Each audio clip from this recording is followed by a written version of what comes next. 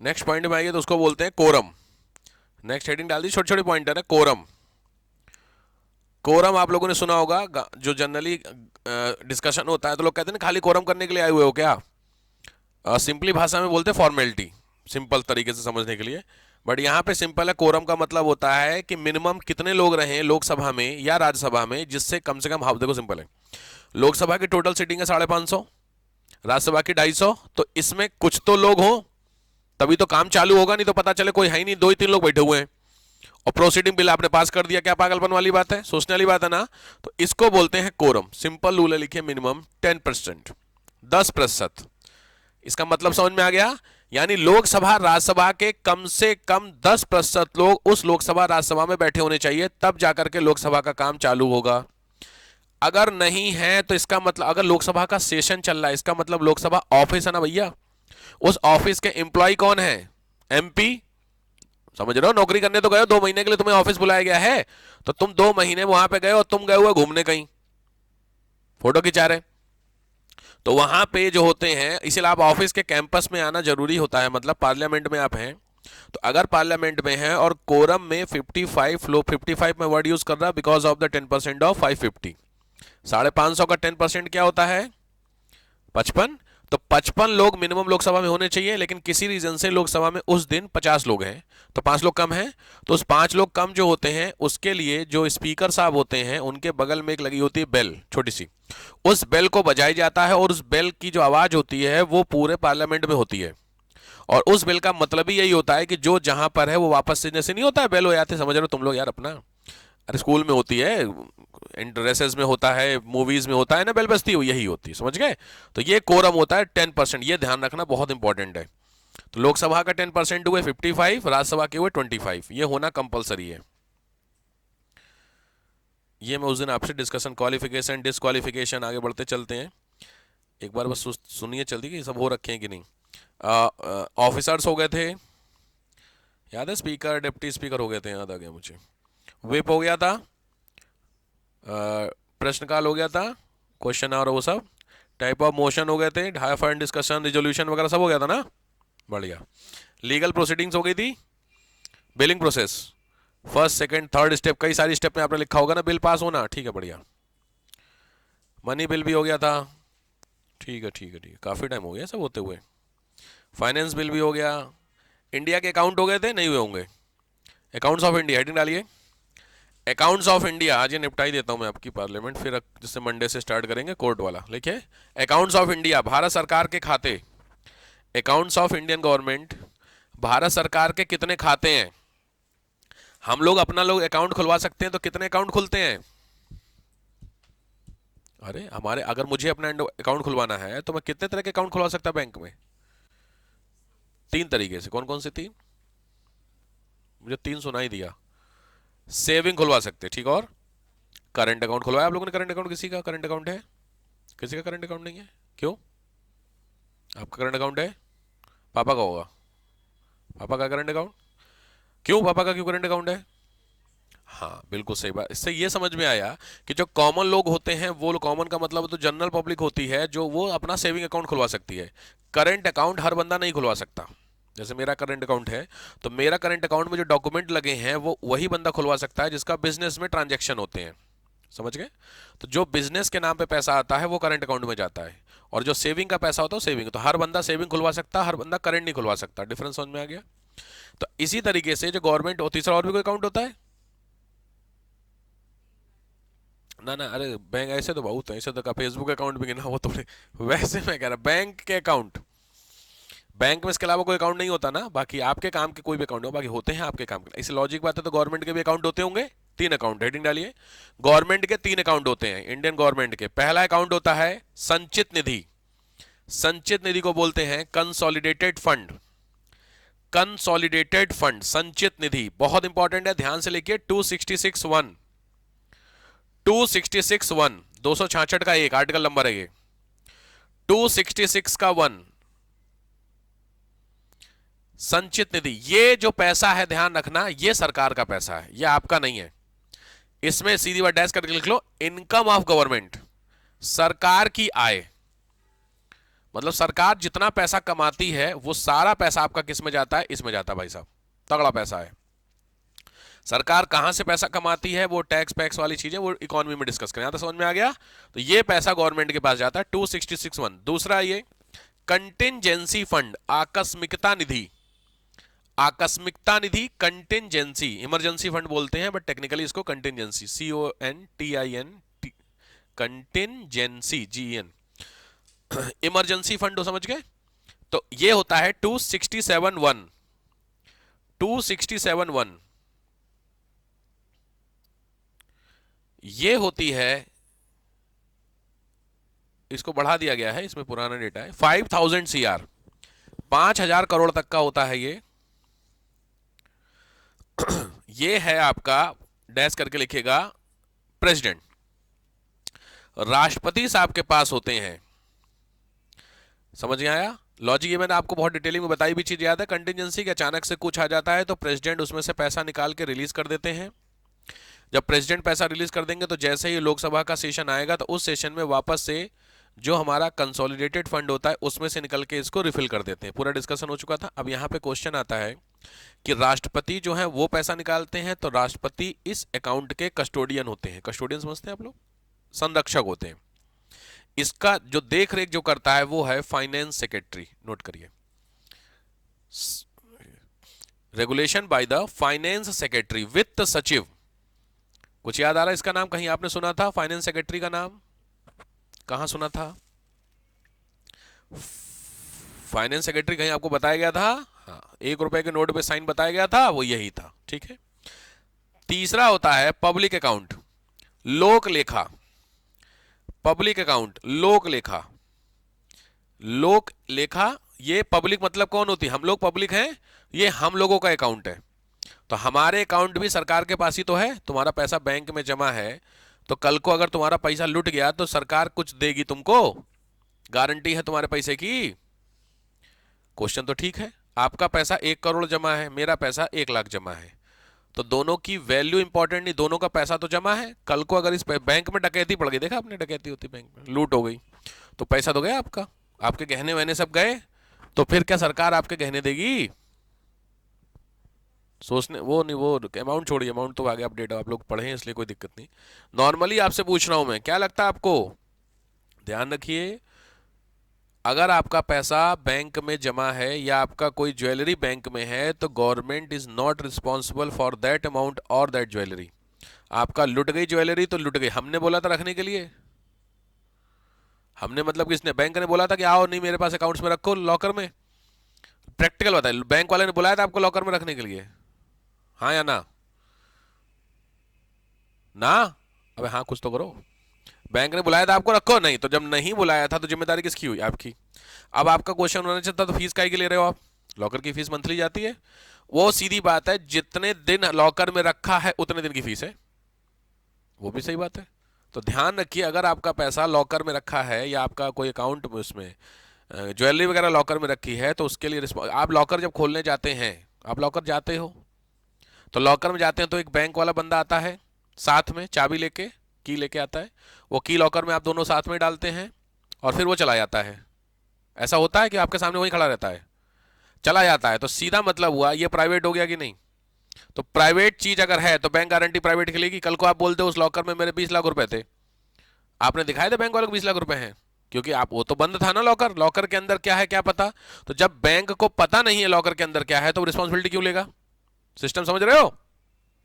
या तो बैंक को आप बैंक को दिखा करके आपको पैसा होता है, वो पैसा होता है अकाउंट में जो जमा है, बैंक को पता है पैसा आपका जमा है। सही बात है? ठीक। तो अभी तक जो रूल था तो ये चीज क्लियर हो गई कि अगर आपका पैसा लॉकर में कैश, बहुत सारे लोग कैश रखते हैं लॉकर में, अगर लॉकर में कैश है या लॉकर में ज्वेलरी है आपकी तो उसकी गारंटी पहली चीज है बैंक की नहीं है। समझ में आया? गवर्नमेंट 1 रुपया नहीं देगी आपका। अब आते हैं अकाउंट की बात को लेकर। अगर आपका पैसा अकाउंट में जमा है, आपके अकाउंट में, तो ये रूल आरबीआई ने पिछले साल तक था 1 लाख रुपया। मतलब आपके अकाउंट में चाहे जितना पैसा जमा हो, कल को अगर कुछ प्लस माइनस होता है तो आरबीआई आपके अकाउंट का 1 लाख रुपया वापस करेगी, बस। मेरी बात समझ में आ गई? 1 लाख का मतलब अगर 1 करोड़ जमा है तो भी 1 लाख वापस करेगी। ये चीज ध्यान रखना, जिसके जमा है 50,000 वाले के 1 लाख नहीं करेगी। मजा ही आ जाए, 50,000 जमा, उसके 1 लाख वापस हो गए। 1 लाख टोटल अमाउंट के मिलेंगे आपको, ये इसी को लास्ट ईयर इसको मोदी जी ने बढ़ा करके कितना कर दिया, 5 लाख। तो अभी की कहानी ये है कि मैक्सिमम 5 लाख रुपए की गारंटी आरबीआई ले रहा है। ये चीज समझ में आ गई। इसीलिए मैं हमेशा आपको एक सलाह देता हूं, इकोनॉमी वाले इलेक्शन में खैर बात होती है कि आप लोग अपना अकाउंट मिनिमम 2 बैंक में रखिए, और ये 2 बैंक ऐसे होने चाहिए जिसमें से एक गवर्नमेंट एक प्राइवेट हो। हमेशा ज्यादा पैसा सरकारी में रखिए, कम पैसा प्राइवेट पर रखिए जरूर, क्योंकि बहुत सारे मैंने लोगों को देखा है कि एक ही जगह सारा पैसा रखते हैं। तो एक जगह सारा पैसा रखने में कई सारी चीजें नुकसान करती हैं। सबसे बड़ी दिक्कत होती है कि आप आईटी की रडार पे आ जाएंगे, इनकम टैक्स। एक ही जगह पैसा है ना, तो उनको इजी रहेंगी चीजें। भाई आपके 10 अकाउंट है, तो 10 अकाउंट को बार बार चेक करने में सरदर्दी है ना। आप सोच के देखिए, अगर किसी को पैसा रखना होता, जो बड़े बड़े नहीं लोग पकड़े जाते हैं इसमें करप्शन में, उन्होंने देखा 20 अकाउंट थे। 20 अकाउंट क्यों थे? अगर पैसा, अगर ऑनलाइन रखना या पैसा एक ही में रख ले, बात एक अकाउंट की कोई लिमिट होती है पैसा रखने की? कौन लिमिट? कोई लिमिट नहीं, रखे रहो पैसा। क्यों 20 अकाउंट खुलवाए हैं? समझ में आ रहा कुछ कुछ? क्योंकि ट्रांजैक्शन 20 अकाउंट में होंगे तो कहीं ना कहीं आदमी थोड़ा सा ढीला पड़ जाता है। बात समझ में आ रही है? बट वो उसको नहीं है। पॉइंट है कि अगर कल को कुछ भी गवर्नमेंट कोलैप्स कर जाती है, तो जो सबसे पहला आपका पैसा जाएगा वो प्राइवेट बैंक का जाएगा।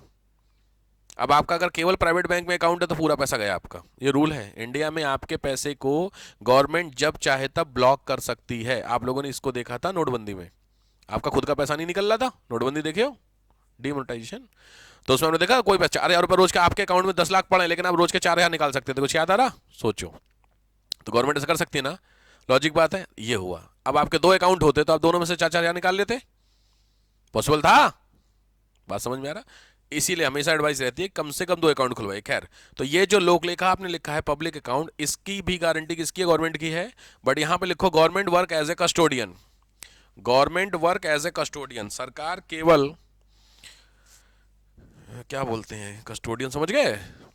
गार्जियन समझते हो? गार्जियन, अभिभावक। सरकार इसमें अभिभावक की तरह काम करती है। मतलब पैसा जमा है सरकार को, जब आपको चाहिए तब आप उस पैसे को यूज करिए। ये 2 तरीके के अकाउंट होते हैं लोकलेखा में। लिखो नंबर 1। खैर छोड़ दीजिए सब, बहुत डिटेल, फिर मैं इकोनॉमी में चला जाऊंगा। सिंपल होता है, रिकरिंग डिपॉजिट आरडी सुनो, एक एफडी आरडी। आरडी होता है रिकरिंग डिपॉजिट, एफडी होता है फिक्स्ड डिपॉजिट। इसको आप निकाल नहीं सकते, जिसको निकाल सकते, यही कुछ है। ठीक, चलो। बेटर मतलब देखो डिपेंड है, तो आपका पैसे को भी डिपेंड। अगर आपको यूज नहीं है पैसा तो एफडी ज्यादा बेहतर ऑप्शन है। इंटरेस्ट थोड़ा सा ठीक मिलता है, 4.5-5% शायद आरडी मिलता है, उसका 6-6.25% मिलता है। बट वही बात है ना, आरडी में बेनिफिट होता है, नीड हो तो आप निकाल सकते हैं। एफडी में पेनल्टी, तो एफडी कराना भैया, एफडी एक चीज है, कोशिश करना, मरने की अगर नौबत नहीं आ रही तो एफडी में तुड़वाना। क्योंकि पता है एफडी पे कल से, एक मेरे मित्र हैं, उन बेचारे से बड़ा उनका था, इमरजेंसी पड़ गई, उनके अकाउंट में थे 80 लाख, उन्होंने एफडी तोड़ दी इमरजेंसी में। एफडी में कितना पेनल्टी पड़ेगी भाई साहब? पता कितनी पेनल्टी मिलती है? 10% टोटल अमाउंट का। आप मेरी बात समझ में आई आपको? अब उसके बाद एफडी का रूल अब 5% पे आ गया है। 5% टोटल एफडी का आपको पेनल्टी पड़ती है अगर आप एफडी बीच में तोड़ देते हैं। हिसाब समझ में आया? तो 5% हुआ 4 लाख रुपया, उनका तो खत्म हुई कहानी। और दिक्कत यह है कि एफडी जब तोड़वा, अच्छा देखो सबसे बड़ी दिक्कत क्या है, इतने बड़े बैंक वाले, अब देखो खैर मैं कोई किसी को कोई बैंक में रिश्तेदार हो तो याद रखना, बड़े बैंक वाले बड़े बदतमीज होते हैं, वो नहीं बताते हैं कितना। मैं इवन मैं उनके साथ ही गया था, तो मैं बैंक वाले से पूछ रहा कि कितना कटेगा पेनल्टी, कह रहा है एग्जैक्टली सर हमें भी नहीं पता है, वो कट के अपने आप आ जाएगा। आपको क्या लगता है बैंक वालों को नहीं पता है? आप समझ रहे हैं क्यों नहीं पता? क्योंकि अगर आप ऐसा करेंगे तो उनके वो 4 लाख मिलने तो गए भाई, उन्होंने कमा लिया ना 4 लाख। इतने बड़े बदतमीज हैं बैंक वाले, मैं लिटरली कह रहा हूं। मैं जान, मेरे भी रिलेटिव हैं 2-3 बैंक में, लेकिन नहीं बताते ये जानबूझ के। और जब कट के आए तो कह रहे सर हमने तो बोला था कट के आएंगे। बताओ, वो कह रहे यार सर ये बताओ, मैं आप, मेरे को उस दिन से मेरे को, इसलिए मैं आपको बता दे रहा हूं पेनाल्टी। इसलिए अगर एफडी आप कराइए तो एफडी कोशिश कीजिए 364 डेज की कराइए, 364 दिन की एफडी कराइए। साल भर की एफडी होती है, साल भर की एफडी के बाद वो मैच्योर होती है। तो अगर आपको रुकना, जैसे 9वें-10वें महीने में आपको एफडी की नीड पड़ी, 2 महीना खींच दीजिए भाई, 2 महीने के बाद। क्योंकि आपने अगर 6 साल की एफडी करा दी तो प्रॉब्लम क्या है, 6 साल में इमरजेंसी पड़ गई तो फंस गए आप। लेकिन आप साल भर वाली एफडी अगर आपको नीड नहीं है, फिर मैच्योर वो कर दीजिए, फिर उसको मतलब फिर से करा लीजिए, फिर जाकर के करा। साल बर्बाद कराते रहोगे, ज्यादा बेहतर ऑप्शन इंस्टेड ऑफ लंबी एफडी के लिए। वो परसेंटेज का चक्कर छोड़ देना, कुछ लोग लेते हैं 6.75% उसमें मिलता है, 6.5% इसमें मिलता है, ये आधे परसेंट के चक्कर में 5% जाएगा। ये बैंक वालों के अंदर की बातें, चीजें बता रहा हूं आपको, ये बैंक वाले कभी नहीं आपको शेयर करेंगे क्योंकि इनको इनकम चली जाएगी। बहुत सारी इमरजेंसी पड़ती है, एफडी तोड़ देते हैं। इसलिए कभी भी एफडी कराइए, कोई भी आपसे बोले बैंक वाला कितना भी लालच दे, 3 साल की नहीं वो लिखा रहता है, 3 साल से इतने दिन इतने दिन इतने साल, हाँ ये आप कहता नहीं भैया मेरे को 1 साल की करानी, छोड़ दे भाई, मेरे को 5% ही रहने दे। क्योंकि अगर जरूरत पड़ी तो आप सोचें जितना आपने इंटरेस्ट नहीं कमाया उससे कहीं ज्यादा आप दे दोगे पेनल्टी, आपको पता भी नहीं लगेगा। मैंने उसका देखा, और उस बेचारे को जरूरत थी, और उसके 4 लाख रुपए कट गए। और अब गए वो यार, किस में कट गए, वो तो पेनल्टी थी ना, कट गई पेनल्टी, अब वो वापस भी नहीं हो सकती, कुछ नहीं हो सकता उसका। क्या बोला, फिर से मैं एफडी करा दो, फिर से अब 76 लाख की एफडी होगी।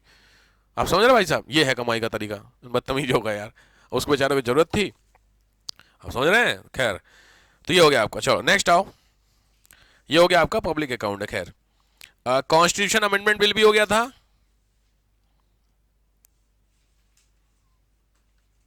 अच्छा, एक बहुत ध्यान से लिखना है स्टार करके, बहुत इंपॉर्टेंट पॉइंट मत लिखो।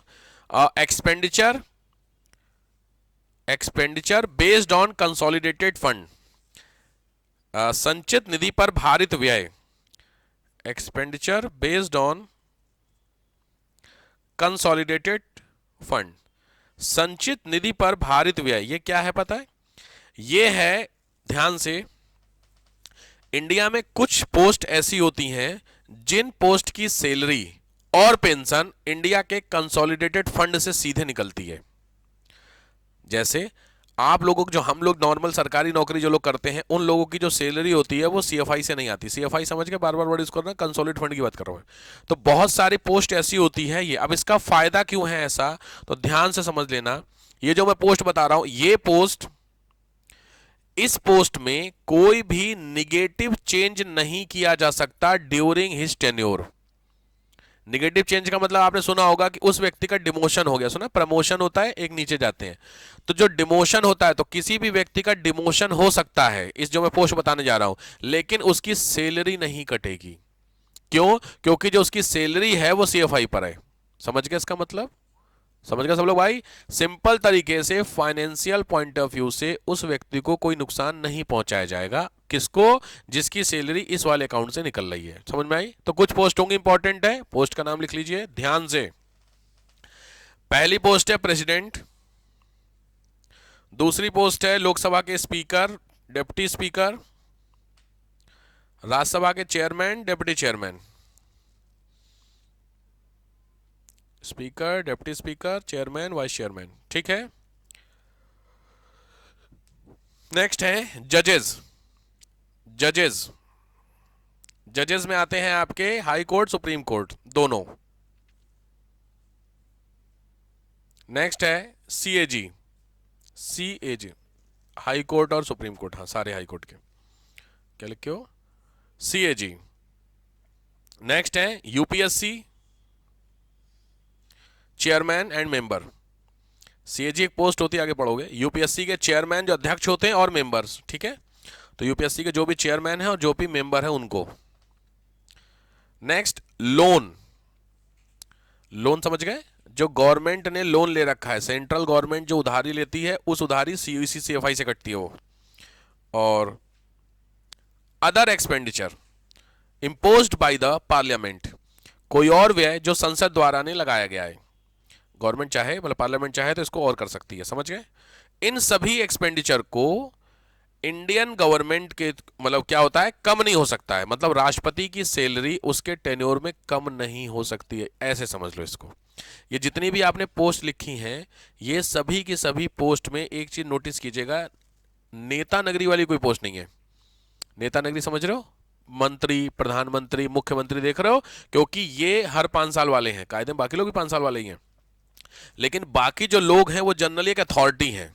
यूपीएससी दिख रहा है, लोकसभा, राज्यसभा की जो चेयरमैन है, राष्ट्रपति हो गया, या फिर सीएजी हो गया। समझ रहे? एक डिसीजन मेकिंग अथॉरिटी है। तो जानबूझ करके, क्योंकि ये जिस जगह पर है उस जगह पर अगर सैलरी में कुछ कम ज्यादा किया जाए तो हो सकता है ये लोग अपने डिसीजन देते समय बायस हो जाए, हो सकता है। तो और ये सोच के देखिए, यूपीएससी अगर बायस हो गया तो कितना ब्लंडर होगा देश का। कैसे ब्लंडर होगा? लॉजिक बात है, यूपीएससी के जो चेयरमैन है उनकी सैलरी में कुछ कमी हो गई तो खुन्नस के चक्कर में, बाई चांस खुन्नस के चक्कर में उन्होंने उस ऐसे बंदे को रिक्रूट कर दिया जो यूपीएससी के काबिल नहीं था, ले हो करके। तो सोच के देखिएगा, वो बंदा कहीं का डीएम होगा, आप खुद सोचिए क्या करेगा डिस्ट्रिक्ट का। समझ रहे बात को? इसीलिए इस पोस्ट को किस पे डाल दिया गया है? इसमें, सीएफआई पे। क्लियर हुआ? चलो नेक्स्ट आओ।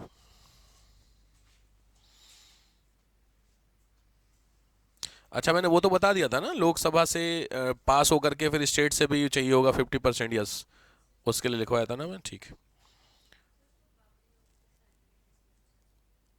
गवर्नमेंट का एक और अकाउंट होता है सीएफआई के अलावा, एक और पब्लिक अकाउंट, आप कह सकते हैं पब्लिक अकाउंट से आती है, ऐसे समझो। तुम्हारा पैसा गवर्नमेंट के पास जमा है, तो वो पैसे हो क्या रहा, कुछ तो हो रहा होगा कहीं, वो क्या हो रहा है, वो गवर्नमेंट इन्हीं में करती है, और उसकी जगह दूसरा पैसा आता है, बात समझ रहे हैं? भाई तुमको 2 लाख की जरूरत है, किसी बंदे ने आज 2 लाख डाले, जमा किए, वो तो 2 लाख रुपए वहां से निकल के तुमको दे दिया गया। उसने तो 2 महीने के लिए डाले हैं, 2 महीने बाद कोई और तो डालेगा, समझ लो ट्रांजेक्शन, ये तो ट्रांजेक्शन। भाई जो तुम बैंक में पैसा डाले हो ऐसा पड़ा हुआ है क्या? वो पैसा दौड़ता है, रन करता है, कहाँ पे रन करता है, मार्केट, बैंक पूरा पैसा इन्वेस्ट करता है शेयर मार्केट में, सेब खेलता है बैंक चीजों को लेकर, कोई दिक्कत नहीं। आपको जब पैसा चाहिए तो आप अपना पैसा निकाल, तो आपका जो आपने नोट बैंक में जमा की वही नोट वापस आती है। कोई ऐसा तो करना भाई कि अब चेक कर लेना नोट के नंबर, कि मेरी तो ये 8 लास्ट में 6 था, 5 वाली कैसी दे दी, मेरी नोट नहीं है, ऐसा तो नहीं है ना? समझ में आया? इस तरीके से, ठीक। हेडिंग डालिए वोटिंग। वोटिंग सिस्टम, लोकसभा में वोटिंग सिस्टम, जो वोटिंग कराया जाता है कैसे कैसे होती है। पहला लिखिए जनरल वोटिंग। जनरल वोटिंग का मतलब समझ में आते हैं, या इसको आप दूसरे तरीके से कह सकते हैं, स्लैश करके लिखिए, साउंड, साउंड सिस्टम, ध्वनि से। इसमें क्या होता है, स्पीकर साहब पूछते हैं क्या कि आप किसके साथ हैं, तो कुछ लोग कहते हैं हाँ, कुछ लोग कहते हैं नो, समझ आया, ऐसे बोलते हैं। इस तरीके की प्रोसेस को जनरल वोटिंग बोलते हैं। कोई एक बिल होगा, उस बिल के थ्रू अगर पूछना होगा, लॉजिक बात है, तो कॉमन, ये सबसे कॉमन वोटिंग मानी जाती है, क्योंकि लोकसभा के अंदर 500 लोग बैठे हैं, 500 में कोई बिल को पास कराना है तो उस बिल की पास यस नो दो हो सकता है। कॉमन सेंस क्या कहता है, 300 लोग अगर लोकसभा में बैठे हैं बीजेपी के, और 200-250 लोग बैठे अपोजिशन के, तो बिल तो पास ही है ना। अब उस पास वाले बिल को फालतू में काय पर्ची अर्ची वाला काम करो। तो जनरल जितने भी मैक्सिमम बिल होते हैं वो ऐसे ही पास हो जाते हैं। बात कुछ समझ में आ गई, कुछ कुछ, चलो ये अब दूसरा। नेक्स्ट होता है, नेक्स्ट होता है, इसी में लिखो बाई स्लिप्स, पर्चियों द्वारा। पर्चियों द्वारा मत होता है, पर्चियों का पहले होता था, याद रखिएगा, पर्चियों पहले होती थी, अभी इसको खत्म कर दिया गया है। अभी आपने देखा होगा लोकसभा, ध्यान से कभी अब दो नोटिस करिएगा, तो लोकसभा में जो सीट होती है, उस सीट के ऊपर 3 बटन होते हैं। आप लिख ही लीजिए, मैं बता देता हूं। जहां पे आपने लिखा है बाई स्लिप्स, डैश करके 3 ऐसे सर्किल बनाओ, छोटे छोटे 3 सर्किल बन गए। एक सर्किल के नीचे लिखो ए, दूसरे के लिए लिखो एन, तीसरे के लिख ले ओ। ठीक है। ए का मतलब होता है यस, सिंपल लैंग्वेज में।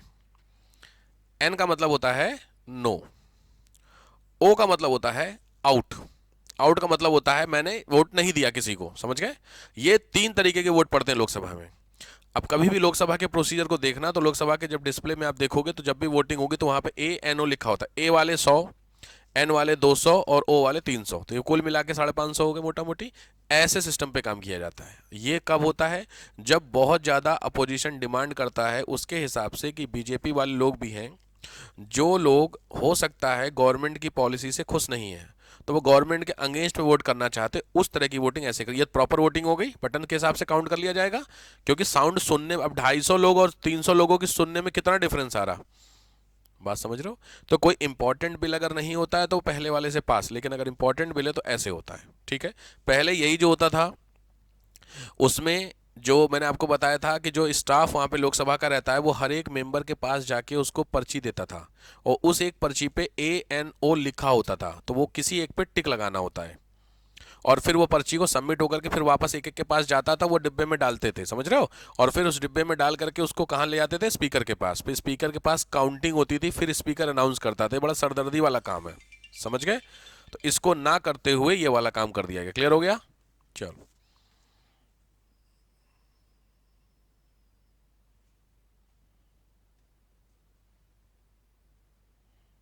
एक मिनट। कास्टिंग वोट वाला तो मैंने आप लोगों को बता दिया था ना, फाइनल वोट लोकसभा के, याद है वो? क्लियर, उसी में लिख लीजिए वोटिंग वाले में कास्टिंग वोट, निर्णायक मत। ये वो पूरा डिस्कस हो चुका है, तो इसको नीड नहीं है आपको। ठीक, डन, क्लियर हो गया?